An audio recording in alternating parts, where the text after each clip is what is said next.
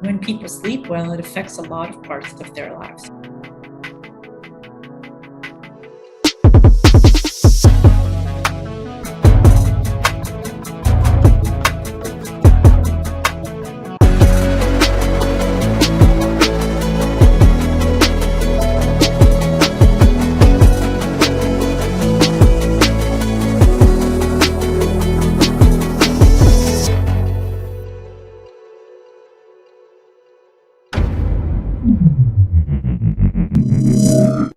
My name is Ryan Epps, and I have with me today Dayzz Chief Science Officer. Is that right? Dr. Mairav Cohen-Zion. I'm sorry. Is it Dr.? It's Mairav, right? It's Mairav. Did I say that right? Mairav, Perfect. yes. Now, can you explain to me what you do on a daily basis and what your role, what your position means under Dayzz? Sure, glad to. So it's lovely to be here. Thank you for inviting me. Yeah, And thank you. sure, I'd be happy to share a little bit. Maybe I'll start with just sharing that I'm a clinical psychologist by profession, and I'm a sleep researcher. So I've been in the sleep field for like over 25 years now. And my main area of interest is some of the sleep issues or disorders that people suffer with. And so when I kind of joined here, the founding team at Dayzz, my role is as chief science officer is really to bring the sleep science literally here into the organization and into the startup. One of the things that we really pride ourselves on and is a main, I would say, philosophy that guides us all is to make sure that we provide very much evidence and science-based sleep screenings and solutions and interventions for people who need the support with their sleep, need help with their sleep. And so that's, first of all, my role to make sure that we are Awesome. very much science-based. And so I bring a lot of that research and those protocols into the app and do with our teams, of course, the translation into a digital world. How do you bring science into a digital world and provide that for populations at large so they can take advantage of some of that real clinical science? So that's one side is kind of, but also we are always wanting to also test our own solution. So to make sure it's working and doing what we say it does and making sure. And so that's my other role. My other role is to make sure we do the validation work and that we create scientific partnerships with medical and research institutions that can help us do some of that background research work to make sure that we really do have a good solution. Yeah. Now, Dayzz specifically, I'm sorry, Dayzz, I get it confused. There's a video game, it's called Dayzz. I'm sorry, I get it confused. Is that true? I didn't know that. Okay. Yes, yeah. Dayzz is a wellness app specified, like it's mostly for sleep, but wellness in general, right? Better focus during the day, all that jazz. Can you explain to me how Dayzz works, or Dayzz, I'm sorry, how Dayzz works? Absolutely.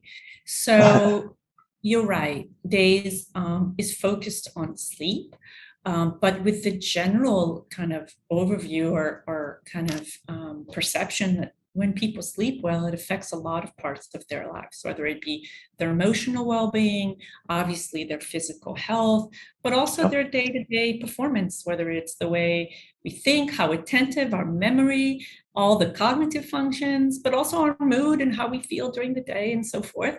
So sleep really is one of those core pillars of health that people often associate with exercise and nutrition and stress management, but sleep is also one of those really core basic needs, right? Human beings, it's an absolute necessity. We don't survive without sleep, but also we want to make sure we all get kind of that ideal and best kind of sleep. So the Dayzz app, so this is the Dayzz is for the user an app. It's right in your smartphone, and it does several different things. Among them is the ability to kind of identify some of the sleep issues that you may be dealing with. So some people have a hard time falling asleep. Some people, feel their sleep is very shallow or unrefreshing. Other people may suffer from, snoring or difficulties with kind of breathing events. by the way, two of the most Interesting. common sleep issues today are insomnia, which is kind of those sleeping difficulties, which in the general population is probably around, again, statistics say somewhere in the range of 10% of the population is suffering from Wow. insomnia condition, another 20% from transient insomnia symptoms, and sleep apnea, which some people may have heard of, and that is when people don't breathe as regularly or as ideally during the course of the night. And that could be another somewhere in the range of 4 to 10% of the population, or 8% of the population. So Interesting. we try to, first of all, identify some of those key issues. What may be the issues? We are not a diagnostic product, obviously, but we do try to identify some of those key issues, and support and navigate people to different solutions. Some of these solutions are right in the app, right? So people, again, in the well-being sphere, who want to improve what's called sleep hygiene and to prioritize sleep. But it's hard to do that sometimes on your own. For sure. You know, I'm very tempted sometimes to have that last cup of coffee in the afternoon, but I know I shouldn't because it's going to bother my sleep. Or to prioritize the right amount of sleep hours for me when really I want to watch another episode of my favorite Netflix show. And so the app can really help in creating kind of really good healthy sleep practices, I would say. But also for people who may have or are at risk of sleep apnea, the app has integrations with medical partners. So you can support people in getting to that sleep expert or online sleep clinic, all remotely, all within the app, but they can have a whole medical journey where they start in the app, but continue with different partners of ours that can offer them the best service that they can for that specific sleep issue. Gotcha. So again, screening, getting the right solution. And there's a third element, which I would like to mention because it's also very much on my team and something that I kind of spend a lot of my time doing, and that is provide human support. So some part of the app is completely automated and kind of big data, all those big words, AI based. The engine can offer different solutions and tasks and improve sleep behaviors.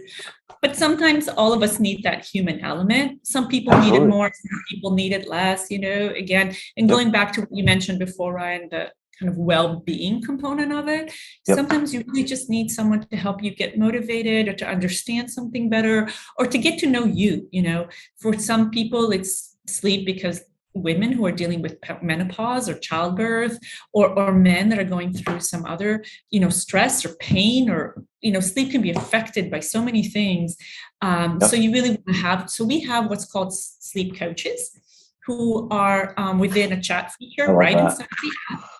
And you can communicate with them and you can ask them questions and they can encourage you and they can support you in their process and help you kind of create a more personalized, what we call training or sleep training program that's just for you.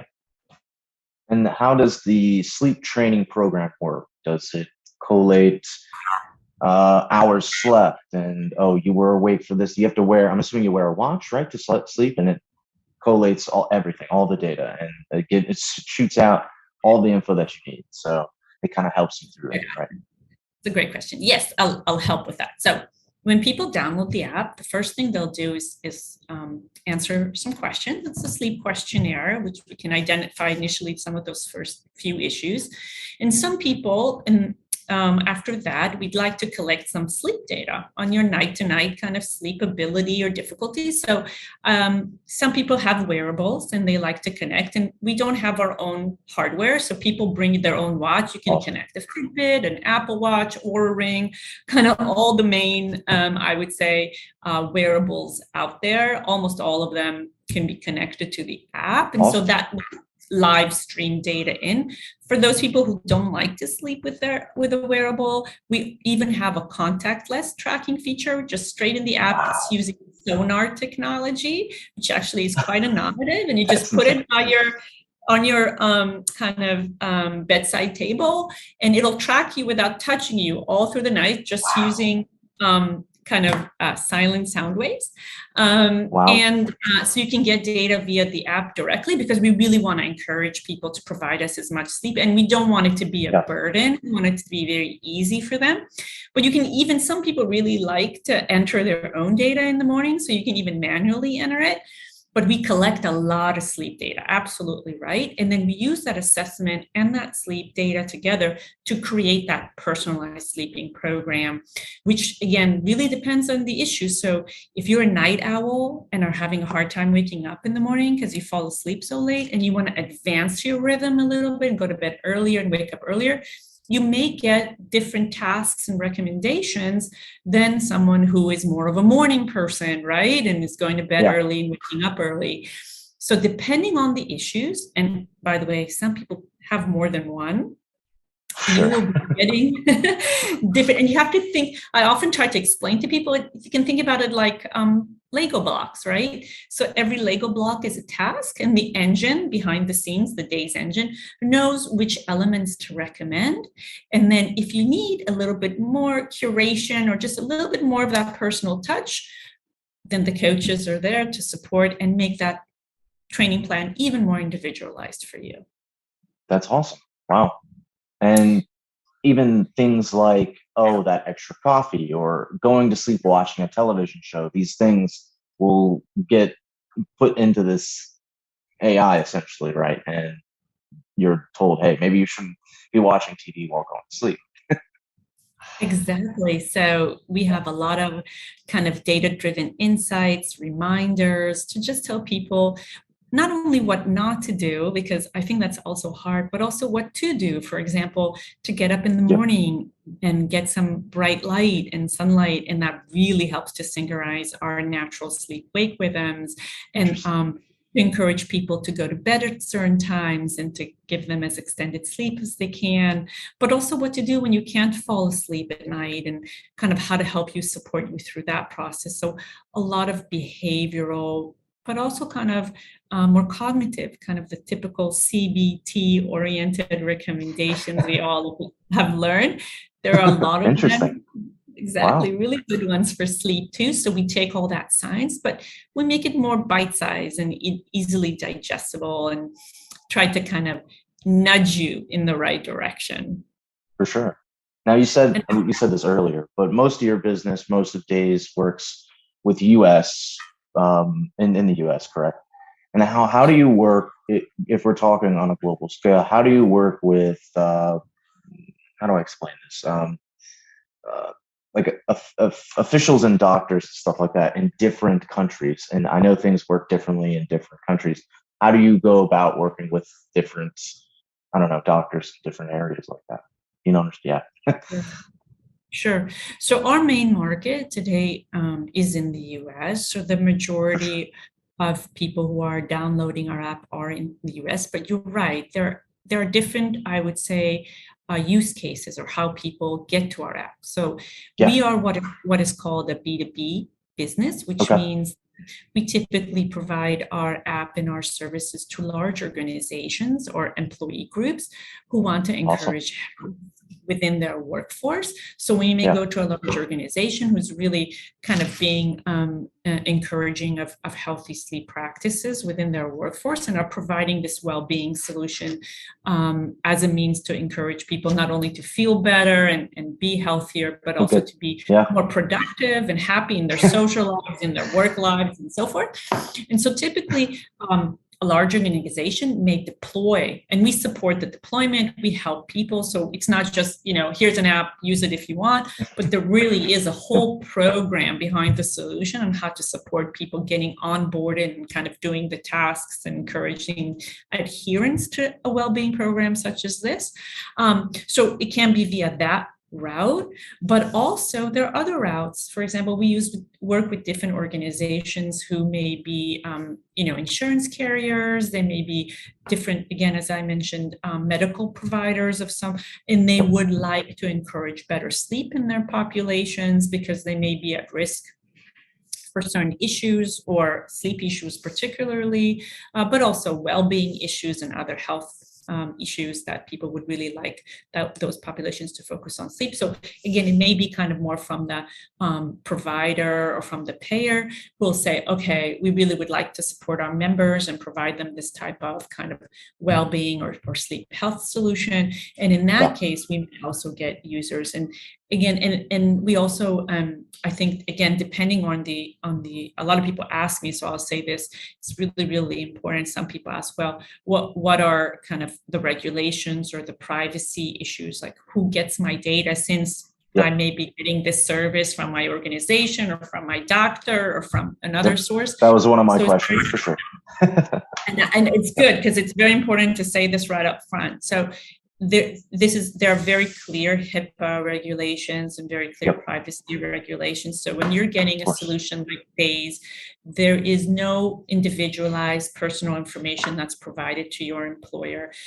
Employers can get provided information, but only in an aggregated, de-identified way. So they can get information on their whole workforce, but not on an individual employee. And again, with a provider, it may be different. The user may want to show their doctor how their sleep is or how they're doing. So they can literally provide their provider or their referral source a report of how, not only how their sleep is, but how they're progressing within, for example, a person who's dealing with insomnia and is doing some CBTI, what's CBT for insomnia. And so they want to show their physician, well, here's how I'm progressing. They're also able to share, but the sharing is always a responsibility of the user, so they have the right to share or not to share that information. And there are permissions in the app that allow for that.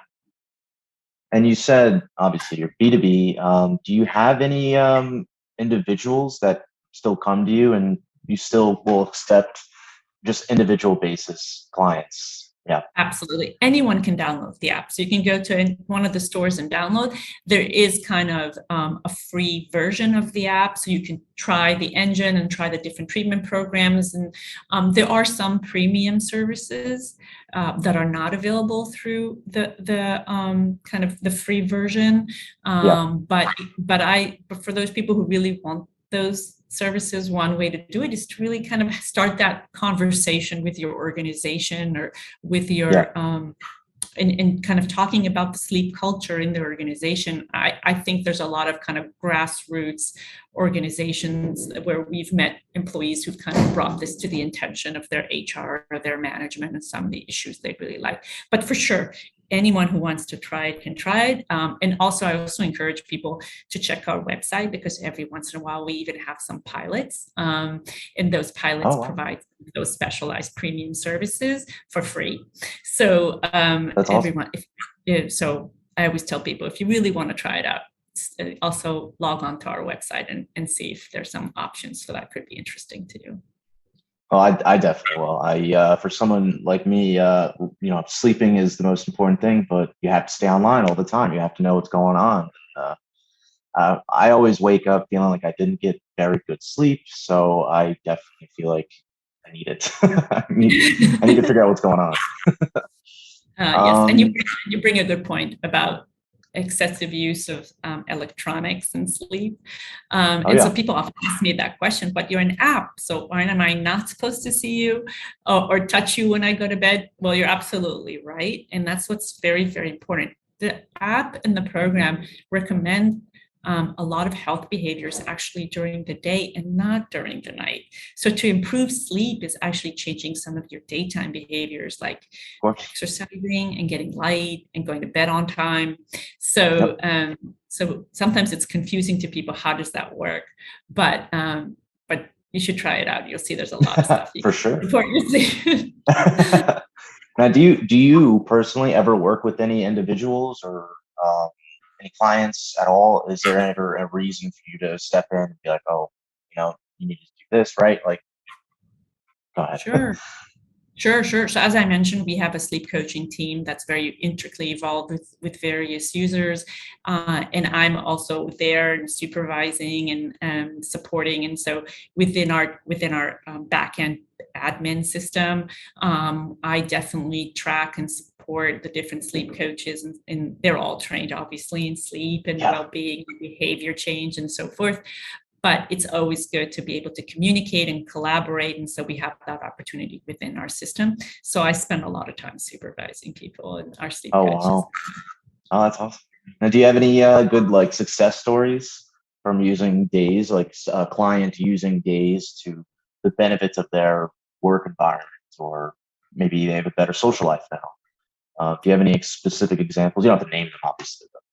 Yeah, no, I have to say we have a lot of examples because we've worked with so many different organizations, but I think the ones that are very, I would say, kind of at the front of my mind, you know, in the last couple of years dealing with the COVID pandemic, with people dealing with so many stressors, may they be social or health or economic and financial and so forth. I really remember some of those conversations when people were on lockdown and, you know, trying to manage everything at home, and how supportive getting the right amount of sleep was for them. Many people were feeling isolated, and many people were burned out with working from home and balancing families. And so I really do remember this one user. She was actually a nurse, or she is a nurse, and she was working shifts. And so she was going out into the hospital a lot, and some of them night shifts. And of course, we all know how our medical community was under a lot of strain during the pandemic.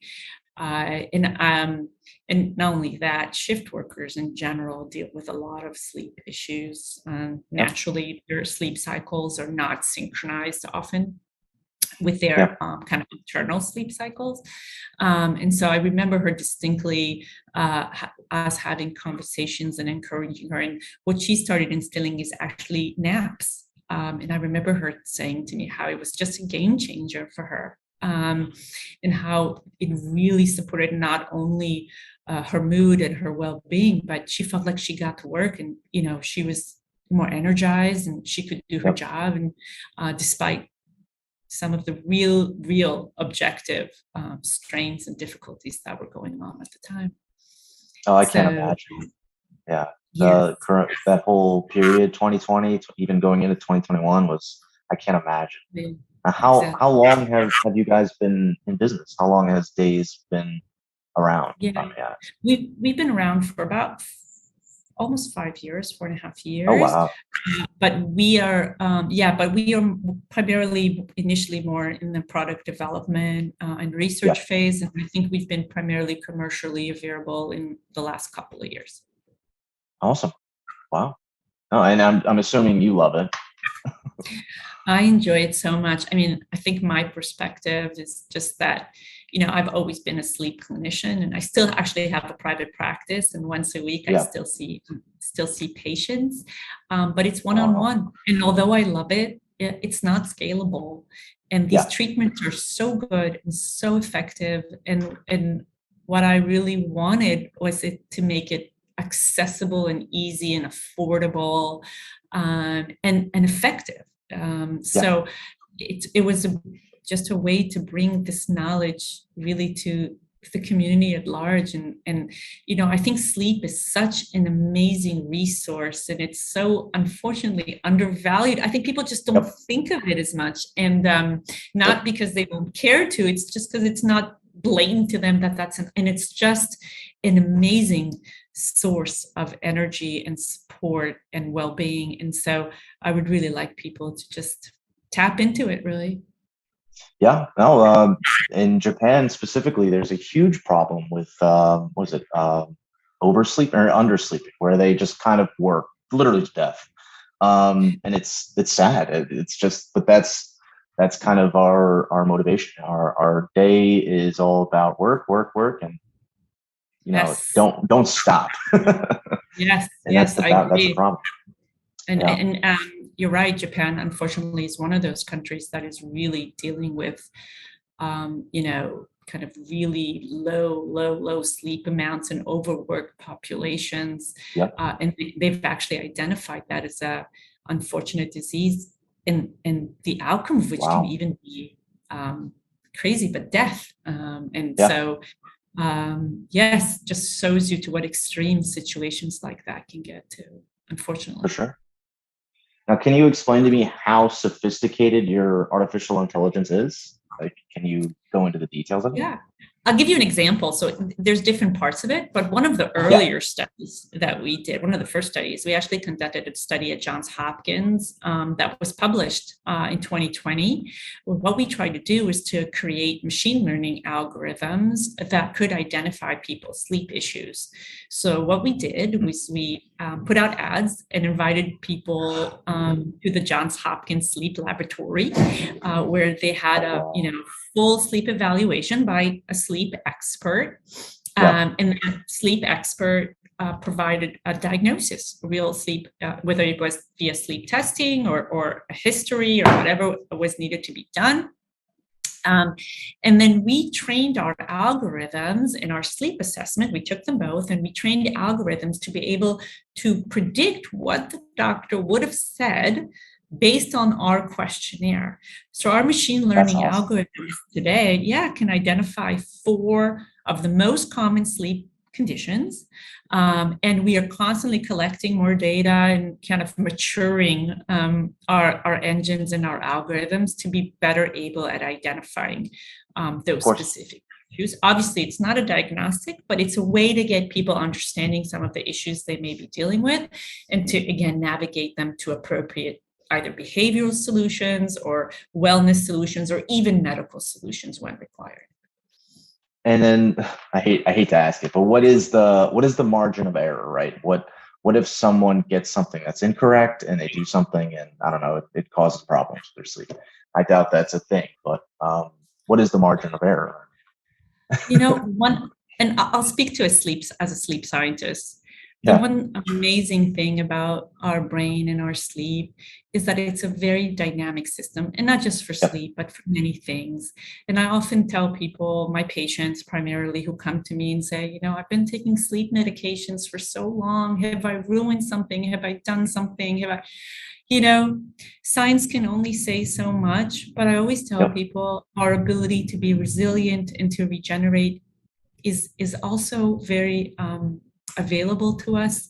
And I always tell just, moving for, even if we make a mistake, even if it's not exactly the right thing, there is always a way to kind of move forward and make that next step. And so I always encourage people to stay positive and optimistic. And even so, if you made a mistake, so what? You get up the next day and you start again. There's nothing, nothing terrible about that. Quite the opposite. Sure. I always say that, the chances for success is just to try again until you get the right prescription or the right just solution for you. Absolutely. Yeah, that's awesome. Well, I think we're good. Do you have anything else more you want me to ask? Is there anything else you wanted to say? I would just leave with a final note, and that is I encourage people to really, whether it be within the app or a self-help book or a website, or you want to try a different sleep solution, go for it. Try it out. You can go to a therapist. Don't wake up tired. Don't feel tired all day. There are great sleep solutions out there, many of them medically or science-based. So try it out and take advantage of your sleep for better health. I certainly will. Better well-being. Thank you so much. Thank you, Ryan. I hope you have an awesome day. You too. Thanks for inviting me. No, thanks for being here. And if you enjoyed this video you just watched, please hit like and subscribe. And be sure to stop by techtime.com for the latest in news about tech, science, business, and so much more.